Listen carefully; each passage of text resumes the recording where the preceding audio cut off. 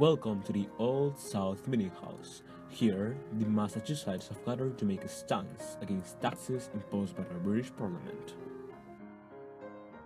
Who has given this man in a faraway land the right to choose how we're to be treated? If we're to be taxed, we must have a say, someone to represent us and defend our rights in the Parliament.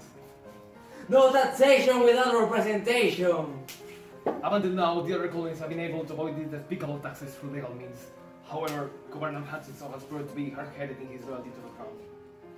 Let's just hope Francis Roach, the ship's owner, has gotten a positive response. Sir, Hutchinson has already voluntarily backed the Dartmouth. Then the tea, The tea has not led the British far. Yet, we cannot allow it to be unloaded. each and every attempt by we the people to resort to legal means have been ruined by Governor Hutchinson. Colonies in other territories are led by reasonable rulers who are able to make a statement. However, here in Massachusetts, we've got nothing but this mock ruler, this puppet imperial interest. This meeting can do nothing more to save the country. In no time, thousands were flocking down the hall and marching down the streets. A final solution was brewing up all around the city. Sarah Bradley Fulton had come up with a plan to have men dressed up as Mohawk natives. It was both a clever disguise and a way to do the line with the British.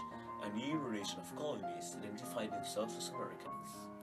A pendant round your neck, and a few feathers, and all good to go. It's time for your leave. May liberty take a stand against this unfair system, and may the crown take notice of our dissatisfaction. No taxation without representation. No taxation without representation. Want to harbor a people tonight. Hurrah! No taxation without representation. Want to harbor a no taxation without representation. Hurrah!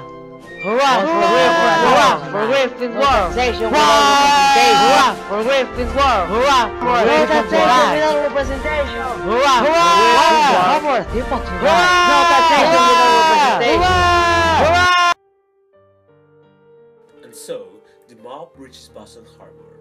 In the veil of night, they went up the Dartmouth and started dumping the tea. This standoff took 3 hours. Crate after crate sank in the ocean, yet not a single drop of blood was spilled that night.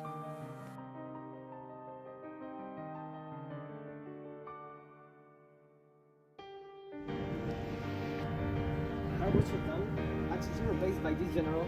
The British soldiers take the clutching under the roofs. The officers can be judged wherever the government wants. These acts are not coercive, they are intolerable! A series of laws, known as the Coercive Acts, were passed in response to the Boston Tea Party. Rather than destroy the colony's resolve, it strengthened their will to fight.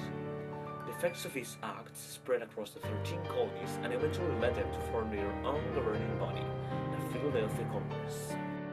Ladies, this tea, based on our own local herbs from furbery and lavender, shows that we are in no need of British goods. So today, let's sign a treatment at once.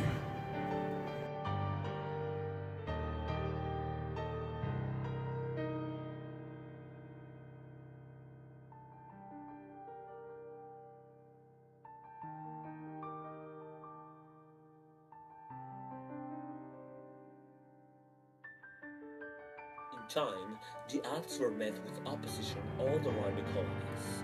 The Tea Party will be but the first light in the American struggle for independence.